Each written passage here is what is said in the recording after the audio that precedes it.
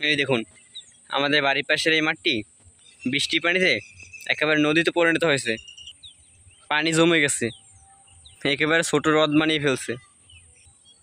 ছোটোবেলায় আমরা কাদা মাটি মেখে পানিতে খেলা করতাম। এখন আমরা শুধু দেখি ছোটোদের দুষ্টুমি, আর মনে করি পুরনো দিনের সেই কথা। এই যে মাঠে পানি জমেছে, এখানে আমার ছোটোবেলার অনেক স্মৃতি জড়িয়ে আছে। ছোটোবেলায় আমি এখানে আমার বন্ধুদের সাথে খেলা করতাম, দুষ্টামি করতাম। আজও মনে পড়ে পুরনো দিনের সেই কথা। আপনারা জানেন, বৃষ্টির দিনে এক আলাদা রকম শান্তি পাওয়া যায়। পাখিরা চুপচাপ থাকে, মানুষের আনাগোনা কম, শান্ত পরিবেশ।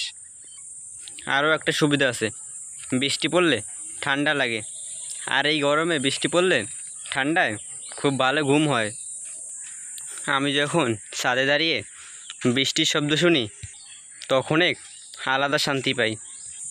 আর যদিও এখন বৃষ্টি পড়তেছে না, আজকের এই পরিবেশটা আমাকে ছোটোবেলার কথা মনে করিয়ে দিল। তখন চিন্তা ছিল না, পানি দেখলেই নেমে যেতাম আর ভিজতাম। এখন শুধু ক্যামেরা নিয়ে ঘুরি আর স্মৃতি ধরে রাখি। অনেকেরই চিন্তা থাকে, বিশেষ করে তাদের যারা ধান চাষ করে, কারণ পানি জমে গেলে ফসল নষ্ট হয়ে যাবে। তবে এই যে বৃষ্টি হয়েছে, পানি জমেছে, তার 2-1 সপ্তাহ আগে ফসল কাটা শেষ হয়ে গেছে। তবে কেউ কেউ আবার মাছ ধরার সুযোগ খুঁজতেছে। কেউ জাল ফেলে মাছ ধরে, কেউ ছিপ ফেলে। আমরাও মাছ ধরেছি, 2 কেজি ওজনের একটা কাতলা মাছ পেয়েছি। মাছের নাম তো নিশ্চয়ই শুনেছেন, দেখছেন। আর হয়তো এই কাতলা মাছ বাজারে কিনতে গেলে 500 বা 1000 টাকা লাগতো। তবে আমরা খুব সহজে সেটা পেয়ে গেছি। রাস্তায় হাঁটতেছিলাম, আর হঠাৎ মাছটা লাফ দিয়ে রাস্তায় উঠলো, আর খুব সহজেই ধরে ফেললাম মাছটাকে। এমন ভাগ্য কয়জনের আছে, কয়জনই বা এরকম পায়। যাই হোক, খুব ভালো লাগলো আমার। আর মনে মনে ভাবতেছি, পানি যেন এরকম সবসময় থাকে, আর এভাবে মাছ ধরতে পারি। আর আপনারা কি করেন?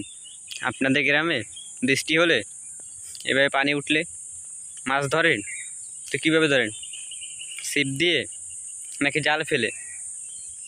কখনো কি ধরেছেন এরকম মাছ, আর পেয়েছেন এরকম বড় মাছ?